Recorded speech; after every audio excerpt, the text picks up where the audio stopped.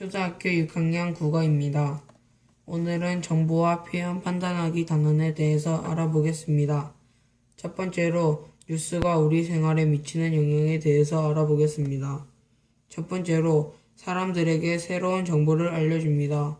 두 번째로 어떤 일을 긍정적이거나 비판적인 시각으로 보게 됩니다. 세 번째로 여러 사람의 생각에 영향을 주어 여론을 형성하게 합니다. 두 번째로 광고 내용을 비판적으로 바라보기를 알아보겠습니다. 첫 번째로 광고 문구가 과장하거나 감추는 내용이 무엇인지 살펴봅니다. 두 번째로 과장 광고와 허위 광고를 구분합니다. 세 번째로 뉴스의 타당성을 판단하는 방법에 대해서 알아보겠습니다. 첫 번째로 가치 있고 중요한 뉴스인지 살펴보고, 두 번째로 뉴스 관점과 보도 내용이 서로 관련 있는지 살펴봅니다. 세 번째로 활용한 자료들이 뉴스의 관점을 뒷받침하는지 살펴봅니다. 네 번째로 자료의 출처가 명확한지 살펴봅니다. 뉴스와 광고를 보고 세계에 관심 가지기. 뉴스가 우리 생활에 미치는 영향을 생각하며 뉴스 보기.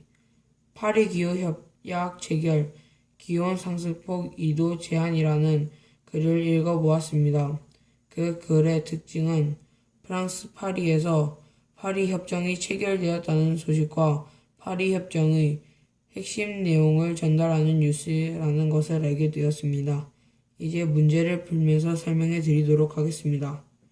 첫 번째는 파리기후협약은 무엇을 막기 위해 체결되었는지 물어보았습니다. 글을 보시면 지구온난화를 막기 위해서라고 하였기 때문에 답은 지구온난화입니다. 두 번째로 뉴스를 보고 든 생각을 바르게 말하지 못한 사람은 누구인지 쓰라고 하였습니다. 승찬이는 미세먼지의 심각성을 깨닫게 되었다고 하였고, 은진이는 온실가스를 줄이려면 우리가 무엇을 해야 하는지 생각하게 되었고, 희원이는 전 세계가 지구온난화를 막으려고 함께 노력하는 모습이 인상 깊었다고 하였습니다. 제 생각에는 바르게 말하지 못한 친구는 승찬인 것 같습니다. 그 이유는 지구온난화라고 주제를 말해야 되는데 미세먼지의 주제를 말하고 있기 때문입니다. 세 번째는 뉴스를 본 다음 사람들의 반응은 뉴스가 우리 생활에 미치는 영향 중 무엇과 관련 있는지 알맞은 것에 동그라미 표하라고 하였습니다. 첫 번째는 사람들에게 새로운 정보를 알려준다고 하고, 두 번째는 여러 사람의 생각에 영향을 주어 여론을 형성하게 한다고 하고, 세 번째는 어떤 일을 긍정적이거나 비판적인 시각으로 보게 된다고 하였습니다. 저는 이 답은 세 번째인 것 같습니다. 광고에 나타난 표현의 적정성을 살펴보기. 광고에 드러난 의도와 표현 특성에 생각하여 광고 보기를 해보겠습니다. 첫 번째 문제는 한 해에 버려지는 음식물 쓰레기를 무엇과 비교했는지 물었습니다. 여기 중형차 100만 대라고 하였기 때문에 5번에 중형차 100만 대를 답으로 합니다. 두 번째는 자동차가 바다에 떨어지는 장면을 보여준 가닥은 무엇인지 쓰라고 하였습니다. 제 생각에는 음식물 쓰레기를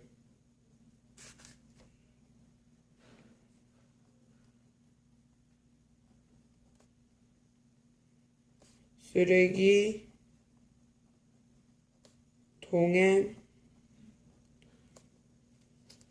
버리는 것과 비슷하기 때문인 것 같습니다.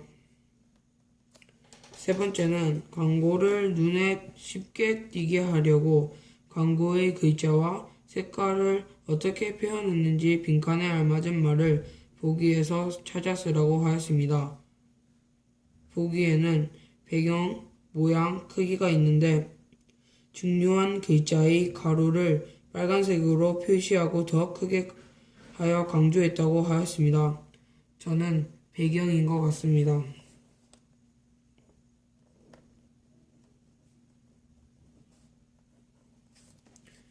또 네 번째는 이 광고를 다음의 방법으로 다시 한번 살펴보고 광고에 드러난 의도와 표현의 특성을 한 가지 쓰라고 하였습니다. 제 생각에는 자동차가 바다에 빠지는 모습이 인상 깊었습니다.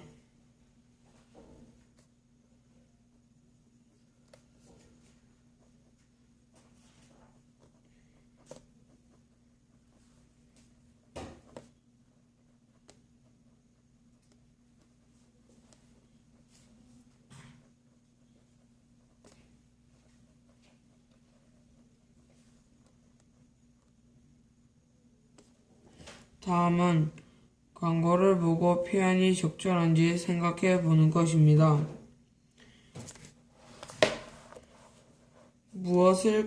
첫 번째 문제는 무엇을 광고하고 있는지 쓰라고 하였습니다.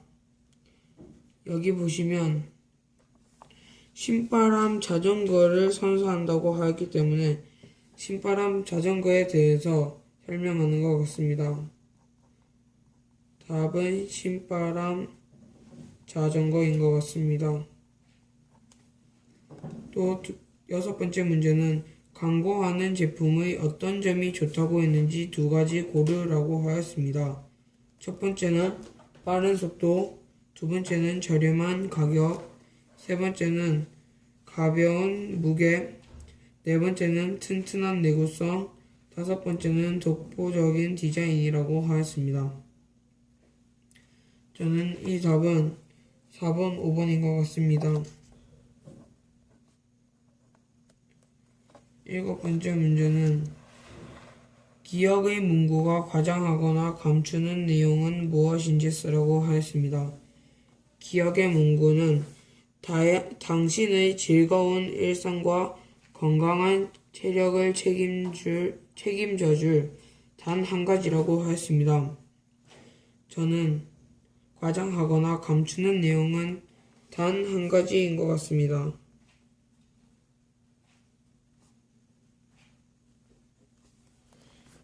여덟 번째 문제는 광고에서 비판적으로 보아야 할 표현이 아닌 것은 무엇이냐고 물었습니다.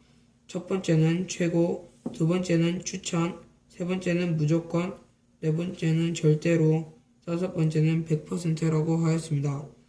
저는 이 답은 2번인 것 같습니다.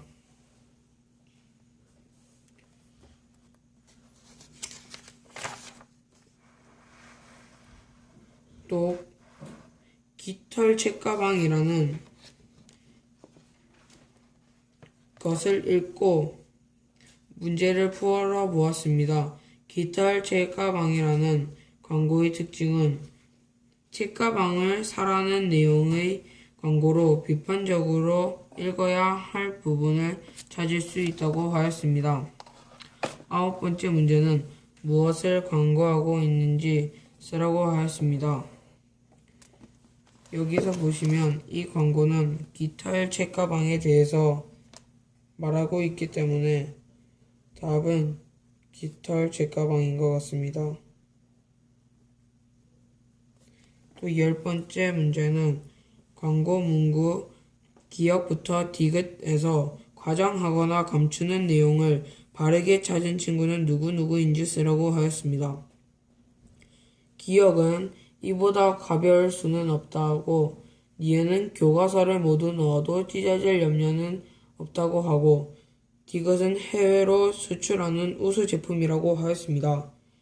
현수라는 친구는 기억은 더 가벼운 책가방이 있을 수 있기 때문에 과장하였다고 하고 혜영은 니은은 교과서를 모두 넣었을 때 무거우면 찢어질 수도 있기 때문에 과장되었다고 하고 디귿 진규라는 친구는 디귿에서 해외로 수출하는 제품이라는 것을 보니 믿을 수 있는 제품이라고 하였습니다. 저는 이 답은 현수와 혜영인 것 같습니다.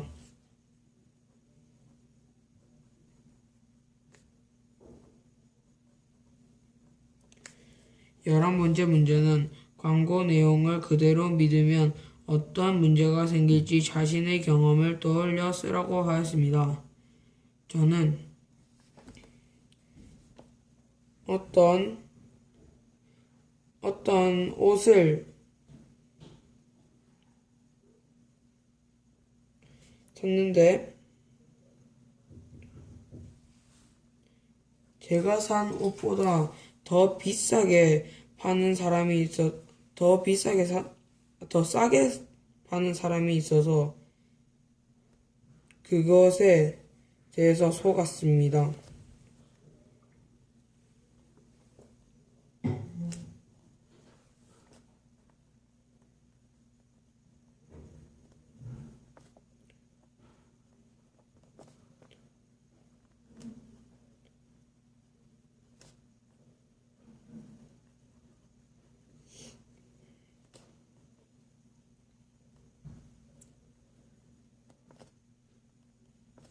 마지막 문제로 12번째 문제는 광고에 나타난 표현의 적정성을 알아보면 어떤 점이 좋을지 생각해보고 빈칸에 어울리는 말을 각각 찾아 동그라미표 하라고 하였습니다.